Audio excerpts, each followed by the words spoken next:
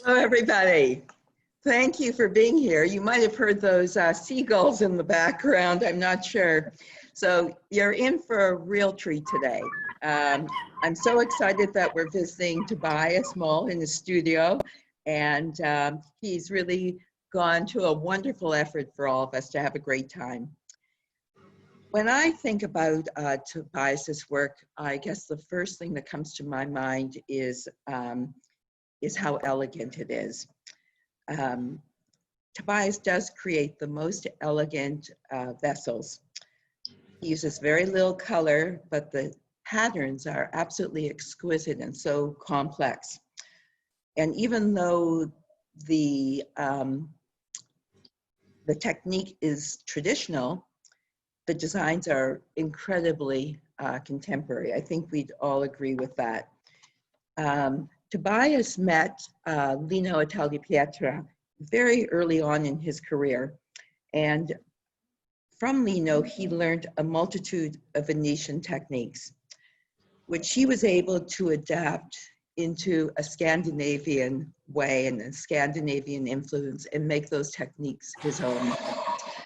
So rather than taking any more time, I'm really excited that we're visiting Tobias and we have a lovely full program. I want to introduce you to him. He's at his studio in Ebeltoft, Denmark, along with his wife, Trina Driesenholm, who in her own right, in her own name, is a well-accomplished glassblower. So it is my pleasure to introduce Tobias and Trina. Hello. Oh, and the family is here now too. So, and this is, hello, how are you? And I want to introduce everyone to your beautiful children, to Miramis and to Agnes. Thank you very much for joining us. This is a treat.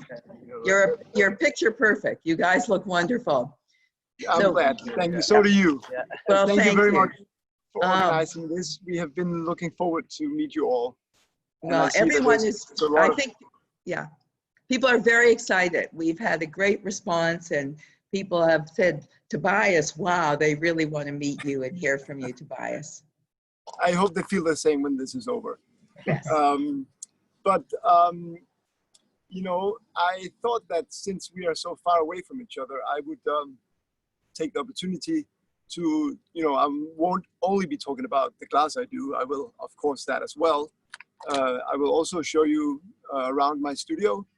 And I think I'm going to begin by just showing you, we have this little drone film made that shows the area where we live in. And so you can see where we are. And I think Trina will be doing some of the filming during the whole thing. And Arnes and Marinus will help out if necessary. But I think we can go ahead, Daniel, if you can put on the drone film. So this is Ebeltoft. This is where I live. And Ebeltoft is an old city. It was, you know, it's on the east coast of Denmark, actually. So we're not near Copenhagen. Copenhagen is on an island. And we are on the mainland connecting to the rest of Europe, basically, on the east coast. We are a west-turned city on the east coast, though. Ebeltoft actually began in the 13th century, and it officially became a trading city in the 1500s. The boat we're looking at is the old frigate, which is the pride of the city. It was built in 1860, and by the time they put the masts on and everything, it was actually ready to put a steam engine on it because it was already outdated then and never did much. It went to war once. Now here's the Glass Museum. The Glass Museum of Ebeltoft was founded in 1989 by Mr. Finn Lundgaard, who you all might know. We have a beautiful show there now with Philip and Monica, Phil Bowen and Monica Guggesberg, and next show will be a beautiful big show by Lino Tagliapietra, who you all know, and we're very much looking forward to that. I'm on the board of the museum, that's why I'm doing a little advertise here, but maybe that's your opportunity to come here to Ebeltoft and see. So now we're flying over my house. That's the white one we're flying over now. That's where I live privately. And we are on the old fishing harbor in Ebeltoft. There is still fishing going on, but there's also a bunch of cafes and restaurants, delicacy stores, and a glass studio. So the studio is right by the sea, as you can see. And now we are zooming in to my studio. That's the white building in front of us. The building where I live is to the left. But here we go. This is my studio. And I think I'm coming out to meet you now. There you go. Here we are.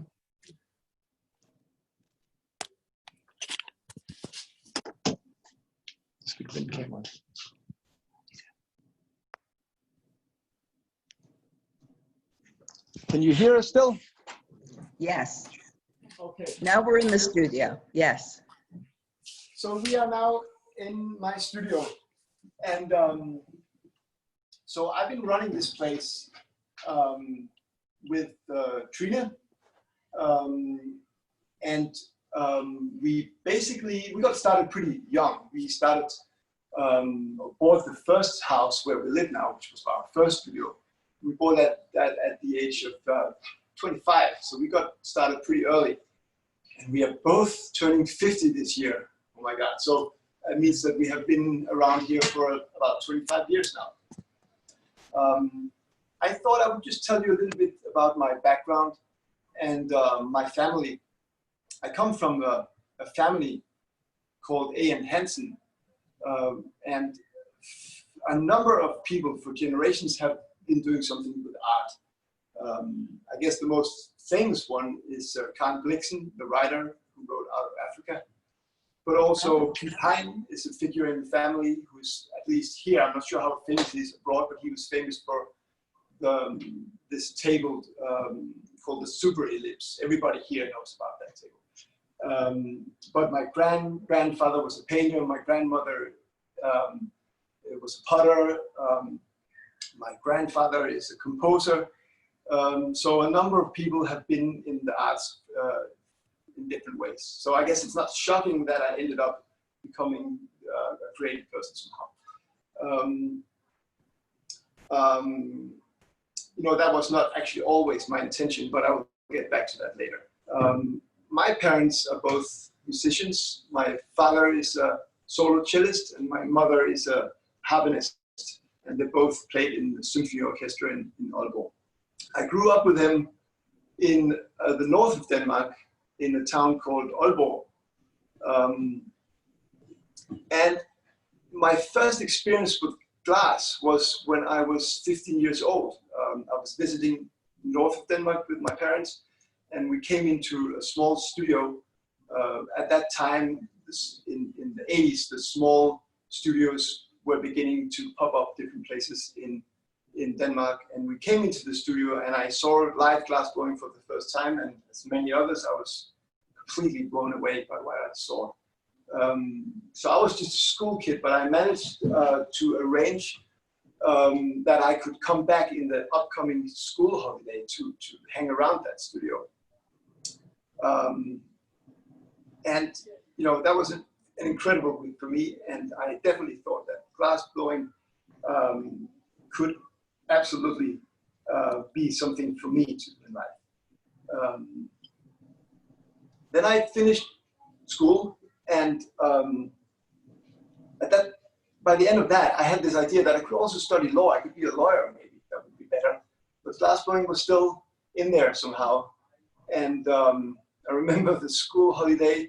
I was done school, and it was holiday. And the last week, I took up a suggestion that this glass blower had given me, that if I wanted to blow glass, why don't try, due to my young age, to get an apprenticeship in a glass factory.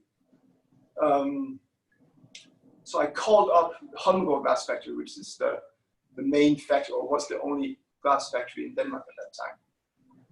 And for some reason, the hyttemaster picked up the phone. I don't know. The hyttemaster is the boss of all the glass people. I learned later too that he was a very stressed person who was running around trying to organize everything and getting everybody to do their job right. And for some reason, he picked up the phone, and I asked him, so do you think it's possible that I could be an apprentice in this factory? And he said, yes, and can you come next week? You know, so that was the shortest job interview, I guess, ever. And so I did so. Bye-bye law school. And it's funny to think about sometimes, or I think about it sometimes, especially now my kids are getting into an age where they have to figure out what to do in their life. And it's funny how you sometimes go down a path almost by accident, or someone you meet, something you see, and that determines what you do in your life. I would have been a bad lawyer, I'm sure. So I'm very pleased that I went that way. So I had to move. I had to move away. This was a different city in Odense. I had to move away, 17 years old, away from my parents. And I then started blowing glass in this factory. And it was not all easy.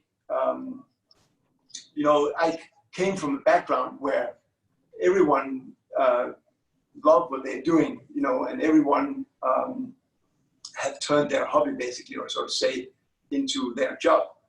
And I learned for the first time in my life that that is not necessarily the case for everyone. This was a very rough place to work. I thought it was badly paid, it was tough work. But apart from learning how to blow glass, I also learned about work in general, I think. I learned that work ain't necessarily fun, and someone has to do it, and that might be you. And I think that was a good learning for me, and that I have benefited from ever since in my career. But it was clear to me that I wasn't going to stay in a glass factory. I learned a lot. Definitely, you move a ton of glass every day, and that's a good thing when you're learning. So you get a lot of routine. But I also sort of started to look out a little bit. You know, there was this person called Lino Tagliapietra I heard something about, and I remember at one point Dave Chihuly came with his whole team to the Glass Museum. He wouldn't give me a day off at the factory, so I was bummed out about that. But I also went a lot to study the collection at Rosenborg. Frederick IV brought back an amazing collection of Venetian glass to his castle. This is the king, Frederick IV. In 1708, he went to Venice and bought an incredible amount of Venetian glass that is now installed in the castle in Rosenborg. It's a beautiful collection, maybe the best of 17th century Venetian glass in the world, I think. So I knew that there was a lot more to glass than what was happening in the factory. So, you know, you end, after 4 years working as an apprentice in a factory, you have what you call your master degree. And it's a day where the masters coming from Sweden and other old masters come and they want you to blow glass, and you have to make different items. You know, they all have to be the same size and weigh the same. And all that went well, and I quit my job the day after. You're not supposed to do that. You're supposed to stay there forever, but that was enough for me. Thank you very much, goodbye. And I went on. You know, there was a lot of jobs for me to get around in the glass society in Denmark. And I also made it to Pilchuck. I met Lino first at the Glass Museum here in Ebeltoft. He had a show, and I must have been around 22 or something like that. And I met him, and we became good friends. And he made sure I got into the Lino and Keko Ungaro class in Pilchuck. I think he was in 93, something like that. And that was a big eye-opener for me to see Lino work and to meet him. And I got very interested in all the Venetian techniques that I have been using in my work ever since. Yeah, so that's how everything started for me. I also did go to the Danish design school, but not for long. It was I was at that age. I was very interested in learning how to blow glass, and I practiced glass blowing like a sportsman practices sport, basically. Trina and I met at the Glass Museum in Ebeltoft. And we, as I told you before, started relatively young. And we set up the way you usually do in Denmark. You have a gallery together with your studio. And you know, for many years we were living off the sales we had in our own gallery.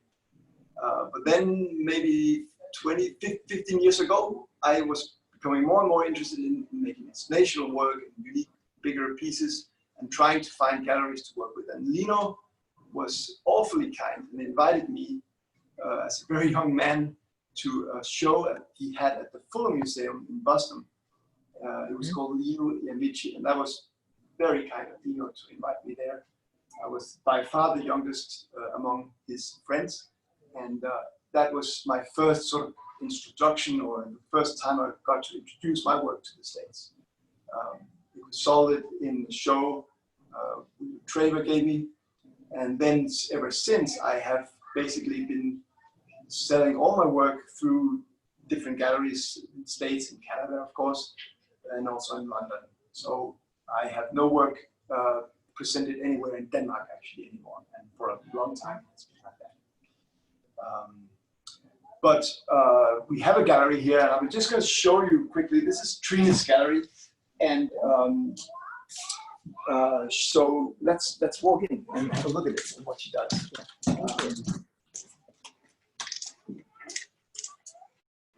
So this is all Trina's work, and she had an awfully busy summer due to the COVID-19 situation. All Danes have been vacationing in Denmark, so we had so many people. This town usually 10 doubles during summer, but this year much more.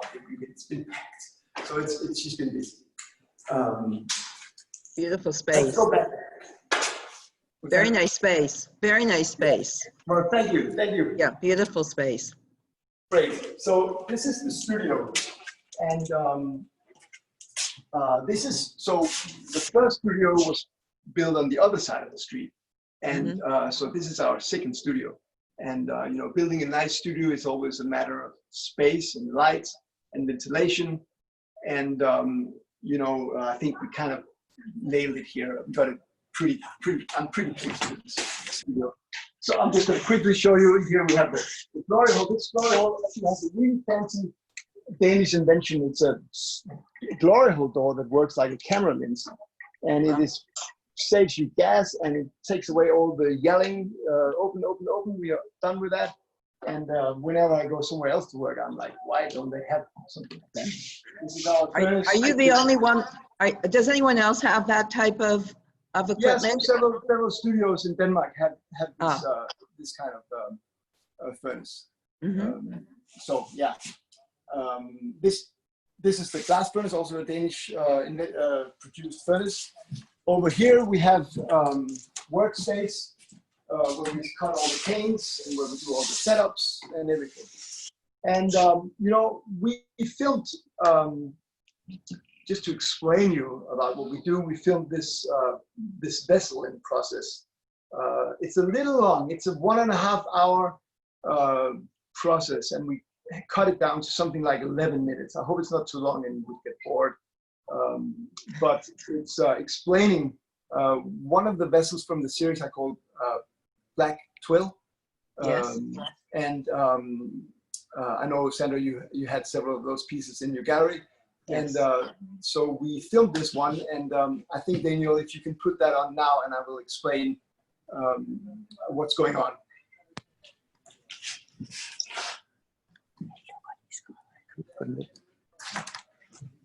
So here we are pulling cane.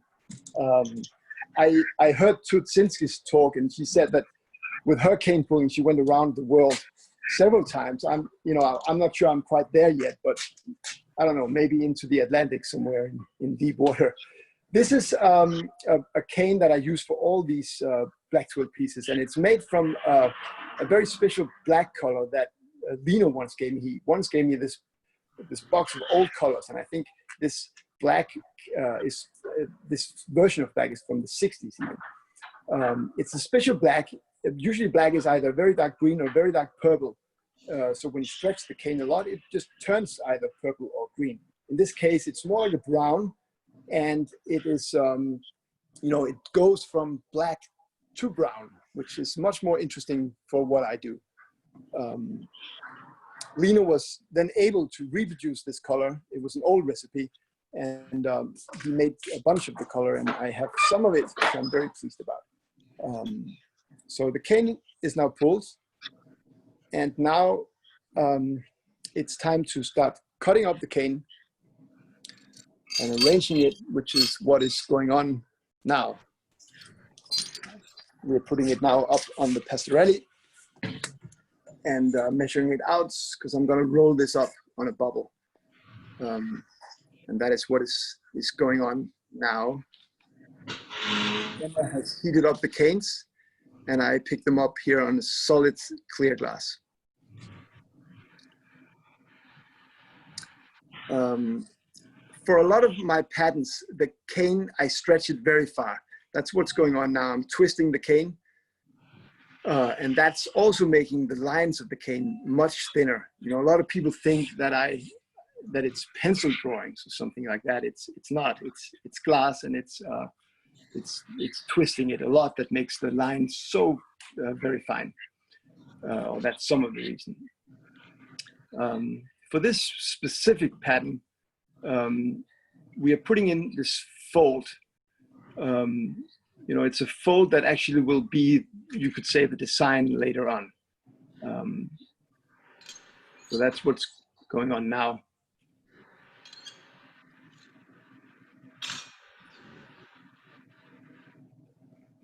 So now I'm sort of marvering out the fold again, and that sort of makes like an inverted little curl on the canes, and I'm twisting it up now. Oh, I see.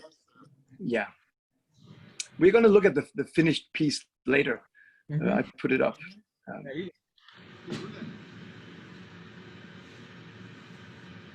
So now the post is almost ready. It's one problem with this specific color, that it's very specific, or it has to be very precise, the amount of black that I use. It's very easy for me to make the pattern either too dark, simply too black, or too brown. It's a matter of the thickness of the cane that I start rolling up, and it's a matter of how much I twist it, and each design have like a different tolerance of how much I can actually blow up the work. So that was the last gather on this post, and we are now, beginning to actually blow up the vessel slowly. So, all of these vessels have a solid, clear foot, and so the first stroke here with the block, I have to make sure to put the glass so I can actually have that clear foot on the piece. This is like I usually work just with Trina and one assistant. When it gets bigger than this, Trina doesn't like to take heats, so I will do all the heating myself, which is okay for this size. But when it gets heavier, we have a strong guy and young that we can call from the north, who comes down and help us. So at this stage, I'm sort of setting up the bubble, marvering it, sort of putting the glass where I need it before I start blowing up.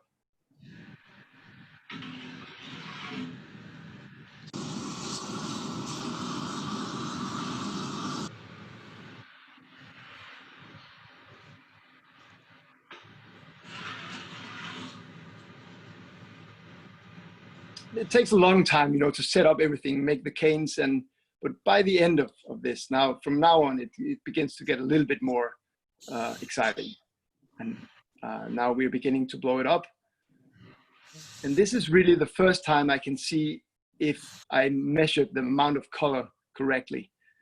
Now that I put some air in it, it begins to, the thickness of the vessel is becoming more, obviously.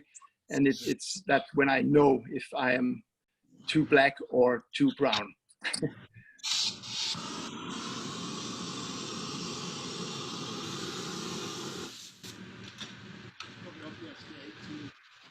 once the bubble has been blown up, for this shape, we have to swing it to make it longer.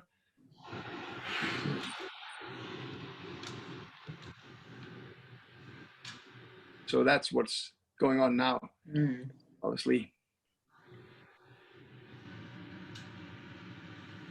Swing, swing, swing. Wow, that was beautiful watching it. Great.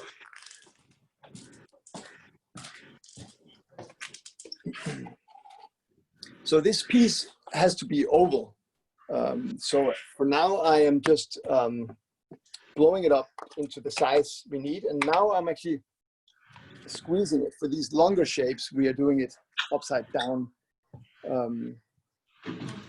I make basically just the bottom half oval, and we will get to the rest later. So the foot is being shaped now, or it will be soon. Obviously, it has to stand in something, and that's what's going on now. And I think we are just about ready to punchy this thing up. So, I'm still on the blowpipe, and I've been blowing up the bubble or the vessel from the blowpipe, and now it's time, in order to finish the neck, to change from blowpipe to punchy. So that's what's going to go on now.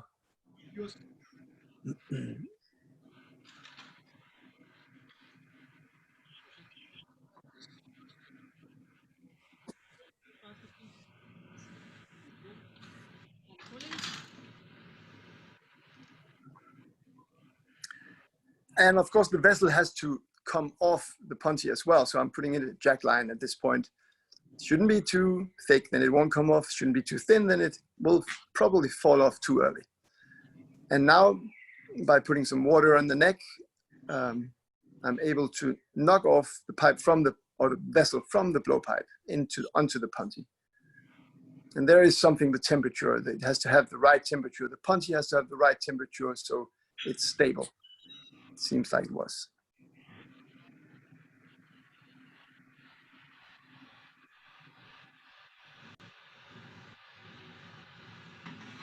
So now it's time to shape up the top of the vessel, or what's going to be the top of the vessel.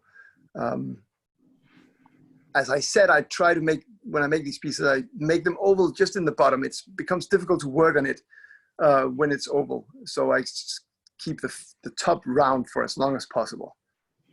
This vessel is going to have a very small hole, and it's going to have the right thickness. So we need to pinch it out and trim it. And at this stage, we're sort of putting down the diameter of the hole in the neck.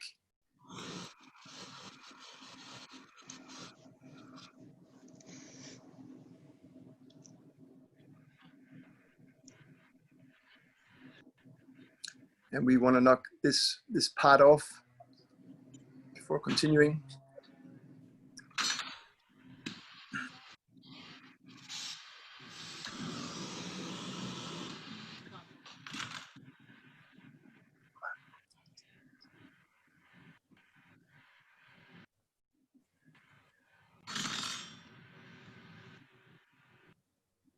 So this is the final shaping of the vessel. Before I make the rest of it oval. Take one more stroke and we are done. I mean, if the vessel looks nice and round and the shape looks nice at this point, it should be nice and round when it's corked as well. Beautiful. So now usually there will be a few heats. I sometimes drive people crazy by the final, shaping of the piece. It's worthwhile sometimes to just stay with it till it's perfect. I'm sure you are a perfectionist. I try to be.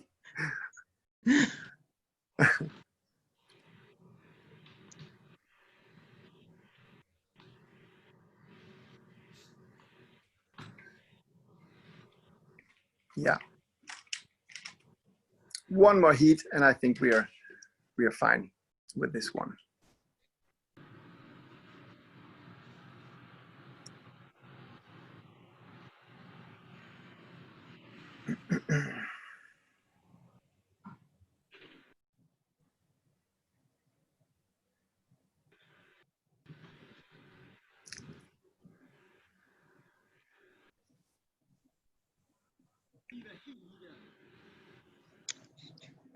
Yeah. Beautiful. Thank you. We'll see it later, so you can. Yeah. I think that's it. Now the shape is fine, and then it's time to put it away. One more heat apparently.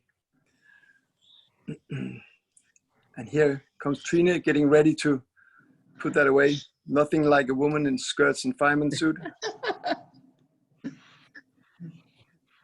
This is a real team. Yeah, it's a team. It's a small team. I know, whenever I go to the States, I always get impressed by the number of people working on, which obviously helps, but we're only 5 million here, so it's a small team. And that's it. The vessel is done. Bravo. Put away. Thank you. Bravo. Tobias, you have a very distinctive style. How did you come to that? How did you find your way in terms of? Well, so one thing is learning all this technique, and that's the experience I had myself. That you spent so many years learning how to handle this material, this glass, and you have to find out how the different techniques work. And I remember my grandfather, who was a composer and a pianist, and he would practice scales over and over and over and over, and I remember asking me, "You come on, you can play these scales by now." He said, "Yeah, but by practicing this technique, I know exactly how to press the key to make exactly this sound. So the more I practice, the better I become at expressing myself." And that's maybe where I am now, that I have this technique. Now, what to do with it? And that's always the big question, not only for me, but for, there's actually, I find a certain catch sometimes in practicing a technique a lot. You have to at one point let it go and find out what is my voice and what do I want to do with this. Mm-hmm. So for me, it was very much, using Venetian techniques, but trying to use it in my own way if possible. I'm struggling, as everybody. But there is something about being Scandinavian that I definitely inherit. So it's about simplicity in shape, and it's about simplicity in pattern as well. And I have become very interested in those small details that I constantly look for in my work, and that I find the Venetian techniques great to use for. Yeah. So I think let's have a look at the rest of the facility here. Okay, thank you for making that video. Was wonderful. It really was. It was beautiful to watch you work and to watch everyone move with you. It was lovely. Great, thank you. Well, come on, let's go into the rest of the studio. Thank you. So this is the studio garden. I have to say, Trine is the one doing most of the garden. But I really enjoy it, actually, and it's very nice to have that right here with us. I enjoy it, and it's this building over here is about 3 years old, and so the garden is just sort of beginning to come together. Yeah, come on. Lavender, always nice. It smells great. Beautiful garden. Oh, yeah, thank you. Is this where you have lunch? You get to take a lunch break here, I hope? Yeah, here is our kitchen where we have lunch. Yeah. Very nice. Very nice. That's nice.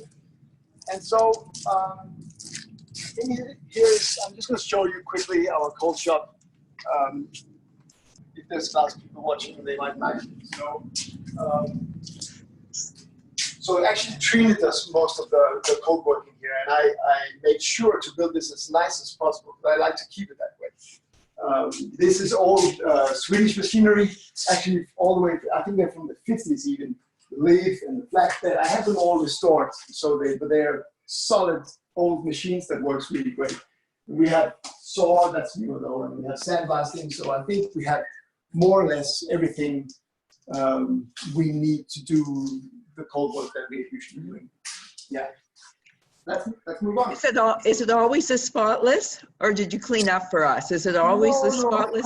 Of course. It's always. Tobias, we have a question. Someone has just asked whether your children have an interest in glass and whether they have an interest generally in the arts. Yeah, they definitely have an interest generally in the arts. Yes. I think Marinus, my son, he's talking about becoming an architect. At this point, I'm not sure. I'm not really pushing them.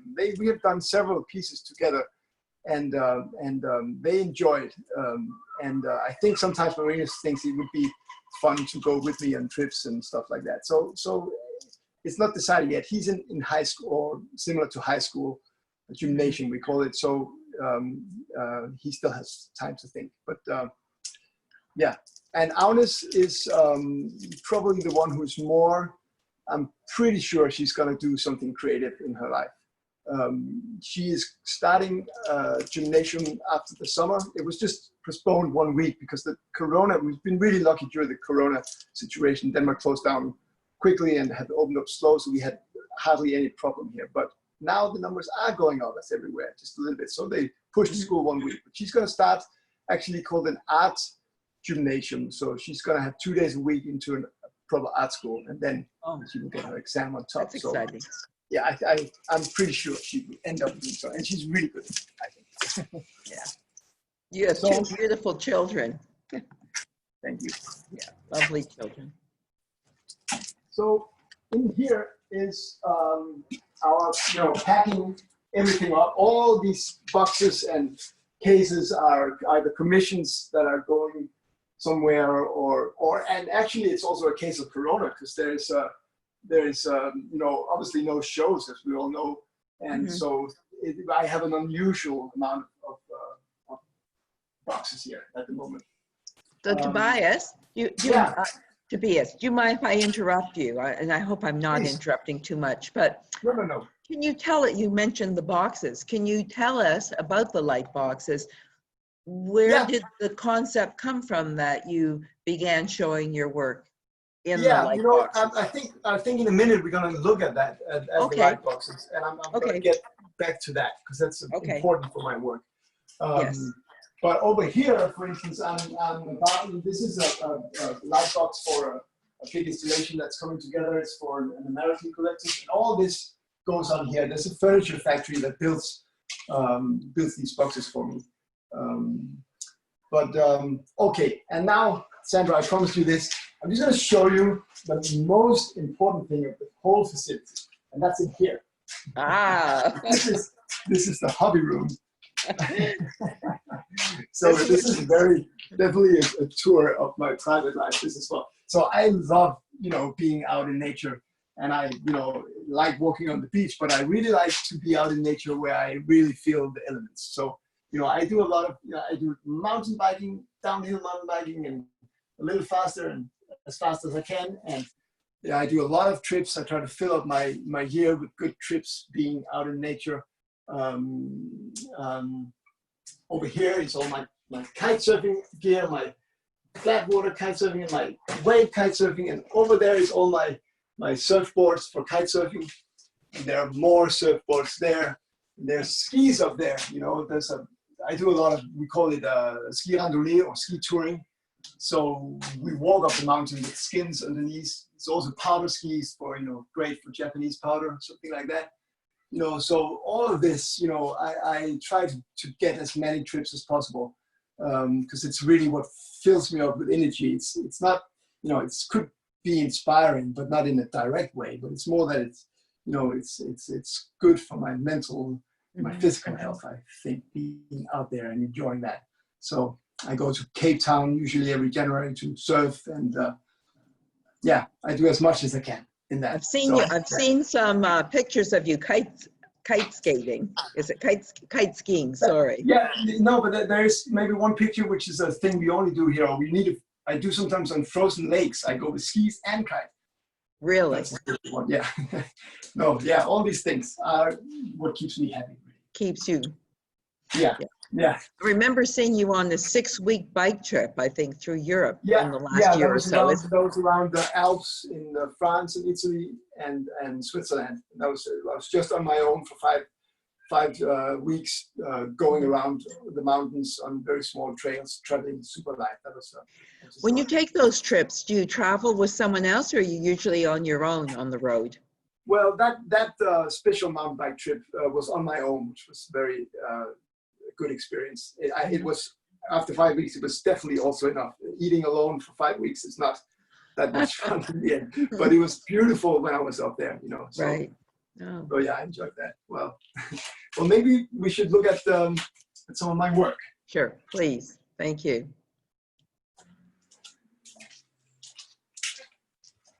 So up here, What year is your Porsche? it's one of the last air-cooled ones. So it's a 1990 or 1989. Douglas Heller actually got it for me. He didn't buy it though. He should have, but he arranged everything. So I imported it from New York actually. Yeah. Okay. I have a thing with air-cooled Porsche. I really like those. So yeah. Okay, that was an important question. Okay, go very ahead. Maybe the most important. So up here we have our photo studio, and where we sort of put everything together. And this is also Trina's work area actually, where she does her fusing and sometimes slumping as well. I'd like to just show you. She's doing this these new pieces here that I think are very nice. It's called botanical structure, and she basically fuses together cane, and then there's a terrible amount of cold working going into this to get this very neat finish. I think she sent you photos that you can maybe show people later if you want to. Oh, I'd like to. Yeah. So very good. So down here I put up the pieces I have available at the moment, and I think we're going to start down here. This is a 5-part black twill collection, and the piece over here is actually the one we saw the making of on the film. So that's how it's ended up turning out. I've done a number of these pieces over the years, and I have hundreds of different patterns that I have developed. When I do something like this, I think this is something you can only do if you know how to build glass. I don't think anyone can sort of design something on the line there and there and there. It's really something that science is something I developed very much during the process. It can be very often a mistake, something that goes wrong, but it shows some little detail that in the right context could be interesting, that has the quality of textile that I'm looking for. So it's really, for me, a matter of, trying to keep my eyes open when I build glass and look at those small details appearing right in front of me. And then it's a matter of cultivating it, really. That's a gorgeous piece. So Tobias, you said you do hundreds of different patterns. When you begin a piece, do you know what patterns you're going to use? Yes. Okay. And sometimes I hope it'd be better, but no. But yeah, when I actually do a piece like this one, so we know exactly what we're doing, what we're going for. But it's not like people think, oh, it must be so inspiring with the view from the studio, and I guess it is. But really, it's a lot of work, and it's not like I'm jumping out of bed in the morning and I have a brand new idea. It's really about starting from where I left yesterday and trying to cultivate that or make it better. So constantly trying to improve this or search for new patterns, really. Yeah. Sometimes it just doesn't happen for a while, and other times it's too easy. That's how it is. So anyway, that's how this 5-part piece turned out. And going back to your question about the lights, the lightbox thing started several years ago for me, and it's really has turned out to be the way I can actually show my work. You know, the details that I'm looking for, you know, it's very difficult sometimes. If I didn't have the light, it would be almost impossible to see them. So, you know, searching for finer and finer details of the light became more and more important. Mm-hmm. And so, you know, and it's a nice way. There's always this constant issue for collectors and people buying to how does it work, what it's going to look like when it gets home. And that's kind of solves this problem as well. It's presented exactly as I want to, and it's going to look exactly like that in someone's home. The light is dimmable, and you can, you know, can change it to according to the surroundings. And it's you know, it also allowed me to keep searching for even smaller details, you know, because of the light. Yeah, glass and light is very connected in general, I think. The same series. You know, I look at these as, you know, they could be plants, they could be bushes, trees, something that grows. You know, I'm trying to get away from patterns that looks stilistic. You know, I want them to look more organic and like they are going somewhere. You know, so you know, from that idea that it could be leaves, for instance, I made this series over here, which is newer. This is a 7-part black leaf collection. And that was, you know, trying to make a leaf gesture or something that could resemble straws or leaves or something like feathers, maybe. It's obviously the same process, the same technique, using the different tricks I have for patterning and the same colors. But they are made as solid, so it's not a blown piece. This is just a solid piece that is pulled out and installed like this. Yeah. And again, actually, the scale looks to be somewhat smaller as well. It's the same height, actually. Is it? Yeah, it's same height, but just a little more narrow. Yeah. There was a question from someone, and you, I guess, answered it, but how does your time in nature influence your work and influence your patterns? So obviously it does. It does, but not in a very direct way. It's not that I mean, I look at leaves, and I think it's the whole discussion about inspiration is tricky. I don't get inspiration, and I you know, I go directly back and try to copy what I see, but I think it's more like a feeling that you build up, you know.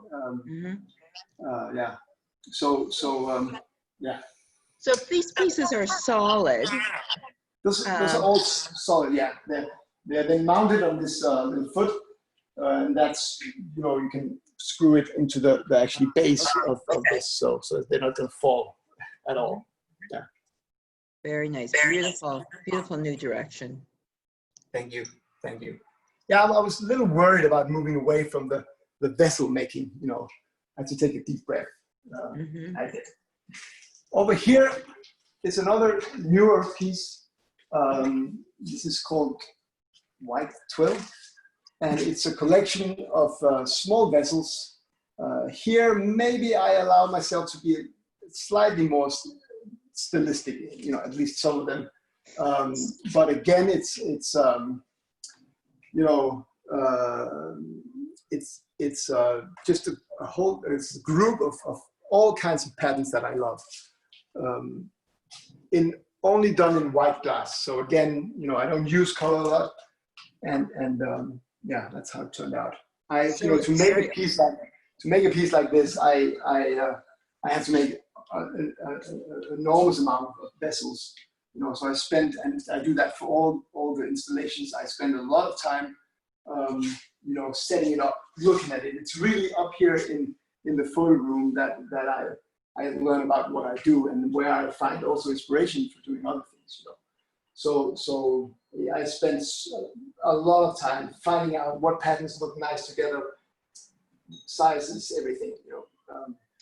I remember, Tobias, you once told me you were making a 5-part twill piece for the gallery, And you told me Yes. that you live with the pieces, that once you put it together, you live with your pieces before you send them out. And sometimes you'll look at it and realize that one piece is not right and that you'll actually remake it, that it's not just enough to complete it. Tell us more about that process. Well, that's exactly the thing. You know, I spend a whole night trying to arrange the work, and then I think that's it, and then I come up next morning, it's not it at all. You know, and then you have to start over, and you know, sometimes the shiver comes because the show is soon. So that's how it stops. But I can spend a lot of time working on the actually placing of the work and how to look at it. Over here I have another piece. It's a commission, but I'd just like to show it anyway to you. I would be happy to make another commission of these. I think this is maybe the closest you get to knitting in glass, and it's all the tricks I have made into patterns for small bowls, and it's displayed like this. I made quite a big installation, a 36-part for the Imagine Museum in St. Petersburg. That I don't know if it's up there yet, but they have it at least. So this is basically all the tricks I have. You know, it's a lot about canes, and it's a lot about spirals going, you know, over the cane. And there are many different tricks I have how to make the cane crack up and do new patterns. So it's, you know, cane, spirals, optic, twists, untwist, more optic, more spirals, you know, and it's a very, you know, it's in the process a lot that I see what's going on. This is maybe the most jammed work I do. And you know, sometimes that just last spiral ruins it all, you know, and I should have just stopped. You know, this one here I specifically like. This has, you know, exactly what I'm looking for. It doesn't have a very stylistic pattern in it, but it has lots of small detail that I get joy from. You know, this one here is more stylistic. You know, that should look exactly like that, and it's beautiful. You know, yeah. They're mesmerizing. The patterns are mesmerizing. I find myself in the gallery standing in front of, you know, a 5-part piece, and you get lost in it. It just draws you in. Really does, Tobias. I'm glad to hear that. Thank you. There's just a few more pieces here, up here. There's a big bowl here. It's basically done a little bit like the old Venetian technique called reticello, where you basically blow, you know, one cup that has canes twisting to the right, and you keep that cup, and you blow another one that has canes twisting to the left, and you blow the first or the second one into the first one. So it creates this crossing lines. It's very, very textile. There's another vessel here. Also, it's from the series that I call Glass Weavers. So it's a mosaic basically of cane. I mean, this little piece here is a part of the cane. You know, every piece, the whole thing it's a cane like 10 meters long, cut into small pieces, laid up as a mosaic, and then rolled up on the bubble. Yeah, you know, I couldn't fit more work here.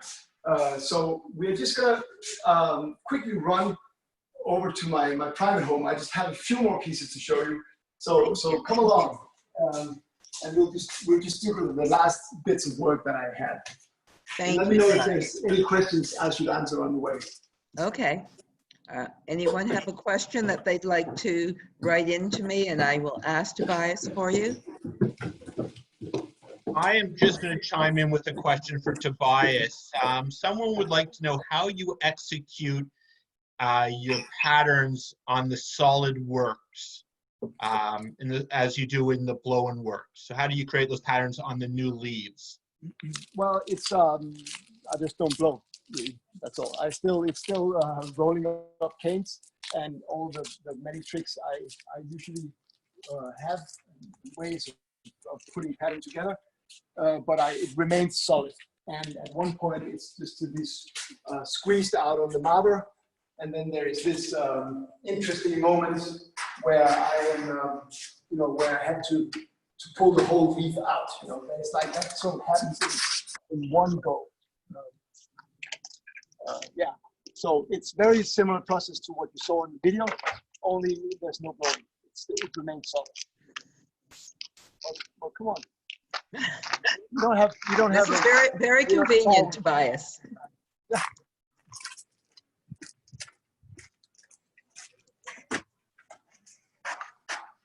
Come on in. Oh, lovely. Here.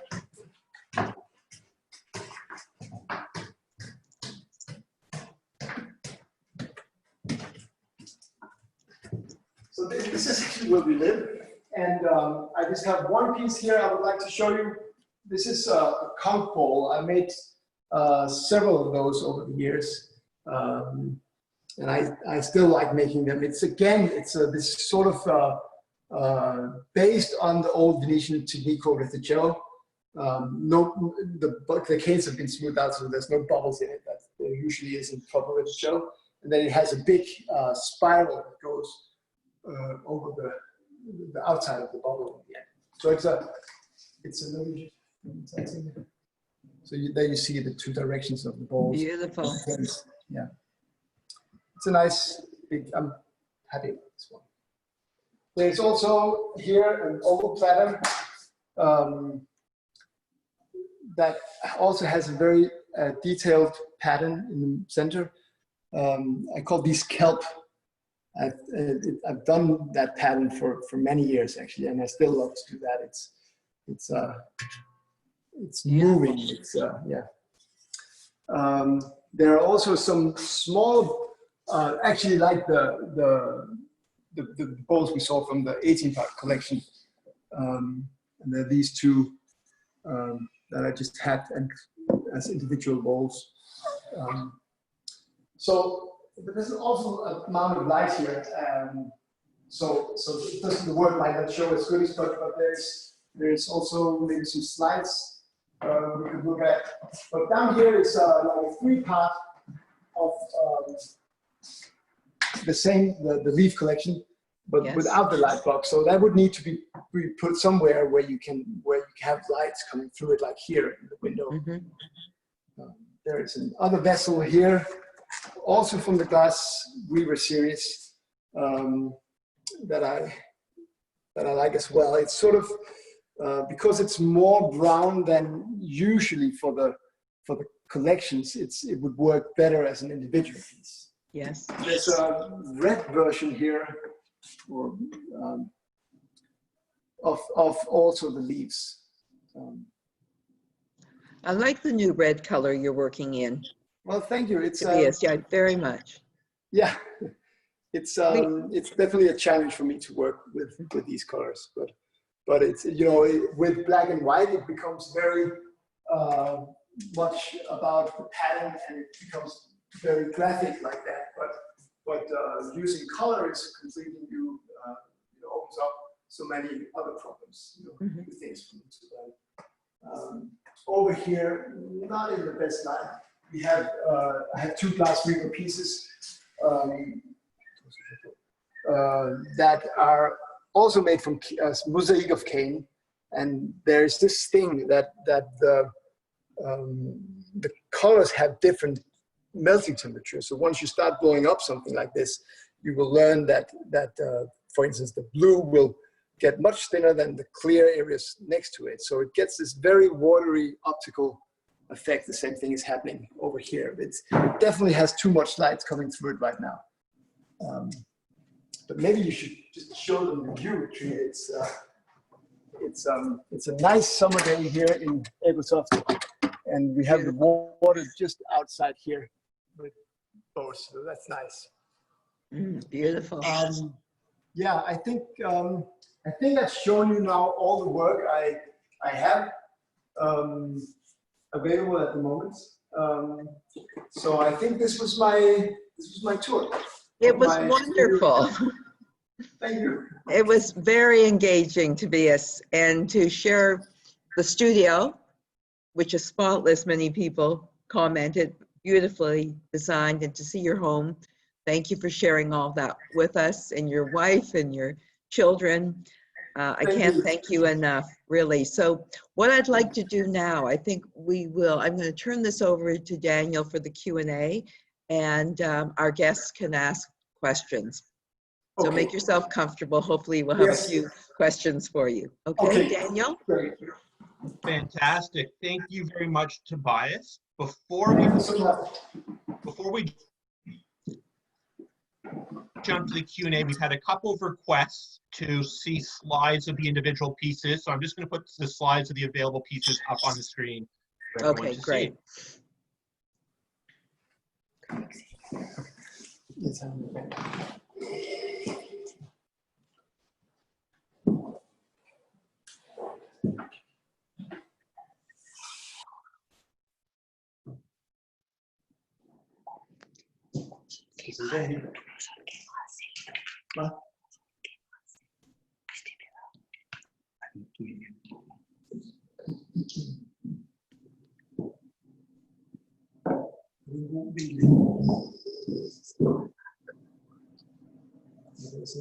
Beautiful.